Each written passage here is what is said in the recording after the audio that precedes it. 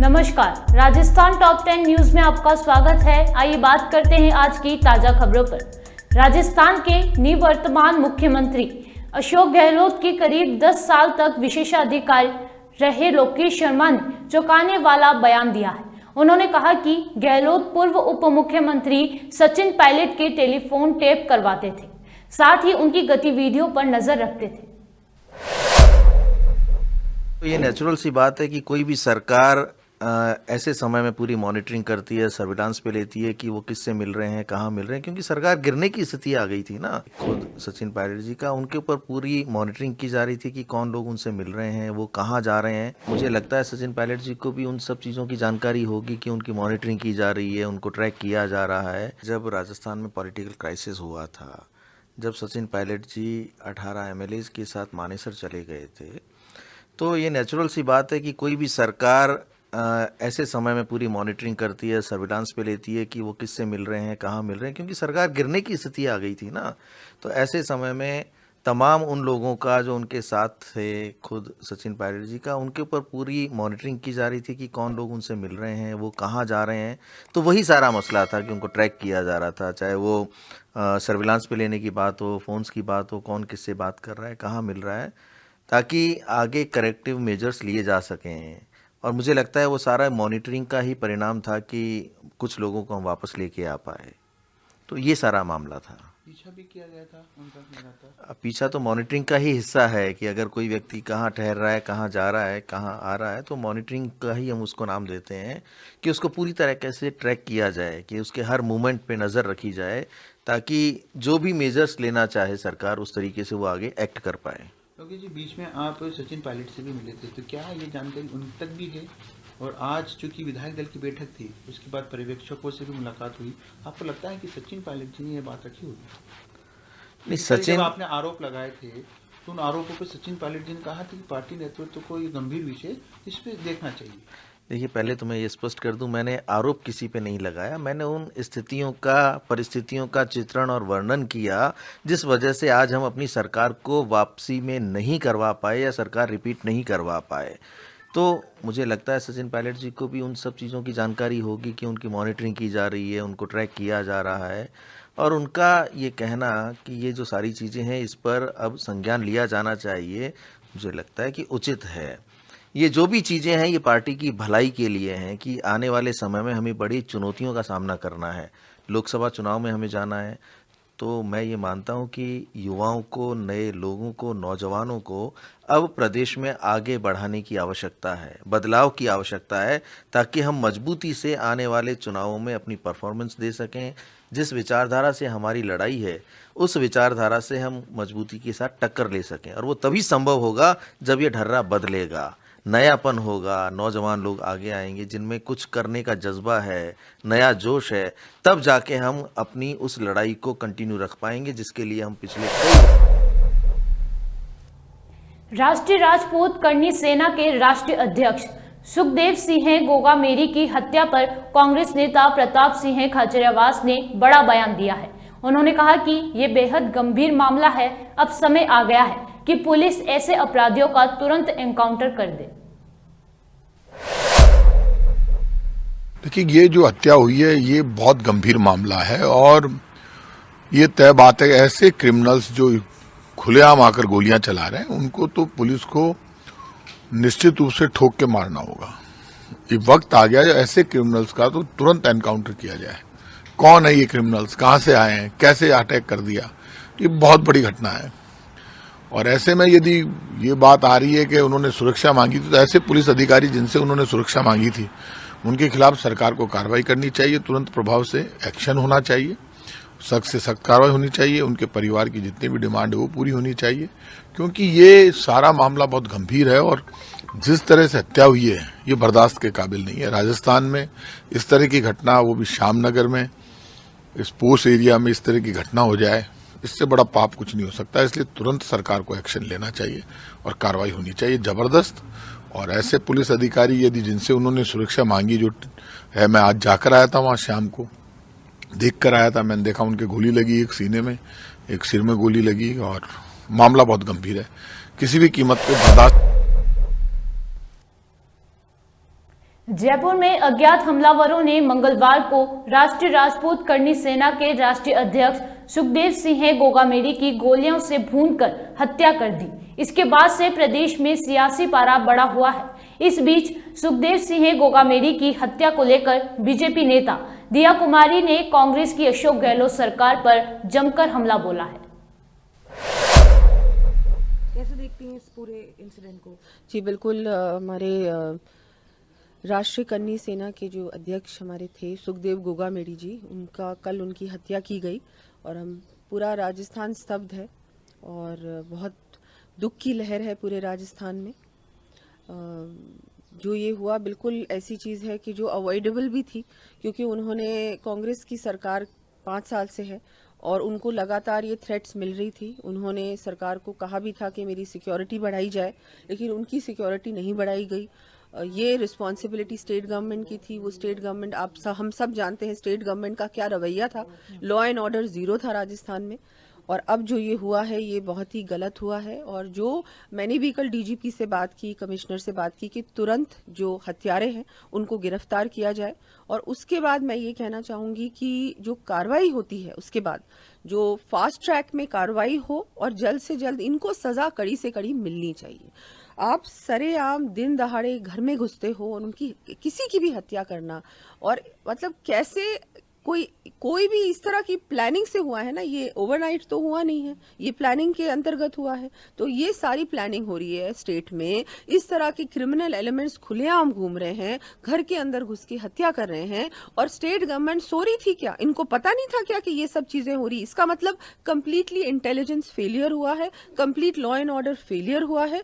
और अब तो क्या है, भारतीय जनता पार्टी की सरकार आ रही है और मैं तो ये चाहूंगी कि बिल्कुल इस तरह की ये जो घटना हुई है एक बहुत बड़ी मतलब इतना बड़ा धक्का लगा है कि पूरे राजस्थान को, आज राजस्थान बंद है और हर समाज में ये एक बहुत बड़ी, ये सबको लग रहा है कि ये कैसे हो गया, ऐसे कैसे हो सकता है।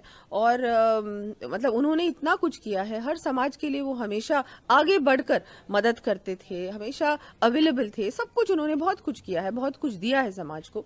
और उसके बाद ऐसे व्यक्ति के साथ इस तरह की घटना हो जाना, और इस तरह की घटना कैसे हुई, बहुत बड़ा शौक है ये।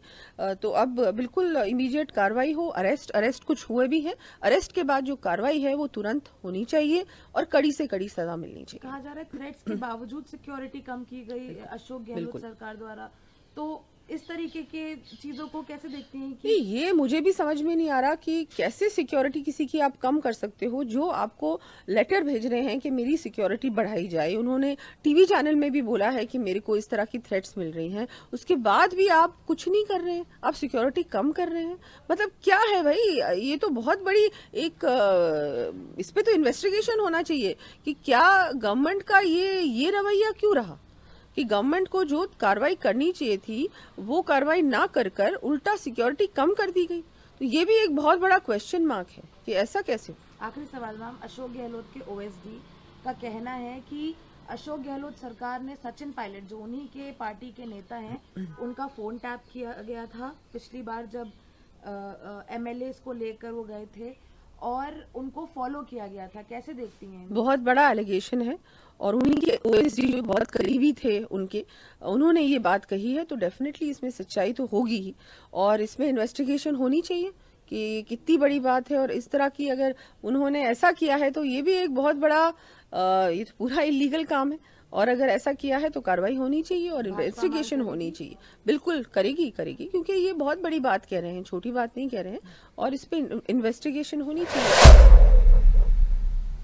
राजस्थान के नवनिर्वाचित विधायक बाल मुकुंद आचार्य ने सुखदेव सिंह गोगामेडी का हत्या पर गहलोत को आड़े हाथों लिया।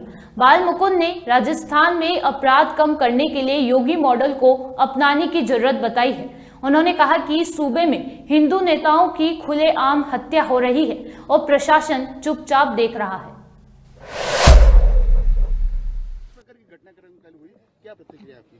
5 साल से जिस प्रकार का कुशासन था और यहाँ 5 साल गहलोत की जो सरकार थी उसमें इस प्रकार के प्रतिदिन दुर्घटनाएं घटी है। मैं स्वयं गवाह हूँ और सुखदेव गोगामेडी जी सर्व समाज के लिए उपस्थित रहते थे, गौ सेवा के लिए उपस्थित रहते थे और वो गौ सेवा करते हुए, सर्व समाज की सेवा करते हुए सबके चहेते थे। और मैं खुद उनके साथ था। उन्होंने सुरक्षा की मांग की थी। उन्होंने कहा था कि मेरे को इस प्रकार का कोई दुर्घटना का भय है और ऐसी कुछ लोगों की योजनाएं हैं, मेरी सेवा को लेकर कुछ लोग मेरे पर किसी प्रकार का कोई कांड मेरे साथ कर दें, ऐसा मुझे लगता है। हमने सबने साथ उनकी मांग की थी कि उनको सुरक्षा प्रदान की जाए, लेकिन गहलोत सरकार जिस प्रकार से कन्हैयालाल को जिहादियों ने मारा, कन्हैयालाल ने कहा कि मुझे खतरा है, लेकिन सुनवाई नहीं हुई। तो यही स्थिति हमारे साथ हुई कि सर्व समाज की सेवा में उपस्थित समाज सेवी और एक प्रतिष्ठित व्यक्तित्व और इतनी बड़ी सेना के प्रमुख जिनके साथ ये घटना घटी, उन्होंने पूर्व में बता दिया, और जब पूर्व में बता दिया उसके बाद भी उनकी मदद नहीं की गई। यानी गहलोत सरकार राजनीति के चलते, अहंकार के चलते, ये गहलोत सरकार स्वयं इसकी जिम्मेदार है और पूरा जिम्मा गहलोत सरकार का है, क्योंकि आज तक गृह मंत्री, मुख्यमंत्री वही है। उनकी देखरेख में सारा कांड हुआ है, जब वो 1 साल से कहते आ रहे हैं और 3 साल 4 साल पहले भी कहा था उन्होंने, और उनको सुरक्षा दी नहीं गई। तो इसलिए हम लोग गहलोत सरकार स्वयं को दोषी मानते हैं, उनकी वजह से कांड हुआ है। इस प्रकार के माफिया यहाँ पनप रहे हैं और चारों ओर भय का माहौल है। मालवीय नगर में क्लब में घटना घटी, कुछ नहीं हुआ आज तक, और रोज ही घटना यहाँ घटित हो रही है। यूपी की घटनाएं बाबा जी ने बंद कर दी, अब राजस्थान में घटनाओं का कारण स्वयं गहलोत है। आपको चूंकि बहुमत में आपकी सरकार आ चुकी है, मुख्यमंत्री की भी शपथ हो सकता है कुछ दिनों में। आप प्रशासन अभी हमारा पूर्णतः बैठ गया क्या? हम नहीं आए ना अभी। जिम्मेदार अभी कौन है?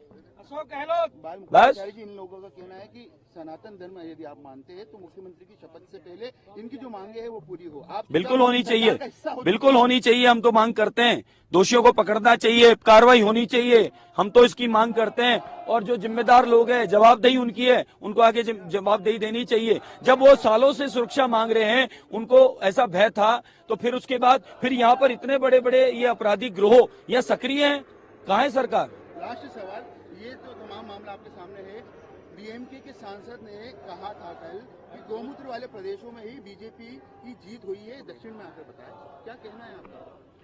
उनकी मानसिकता पता है, क्योंकि वो सनातन के विरोधी हैं और सनातन को कीड़ा मकोड़ा बोलने वाले लोग हैं, सनातन को मिटाने वाले लोग हैं।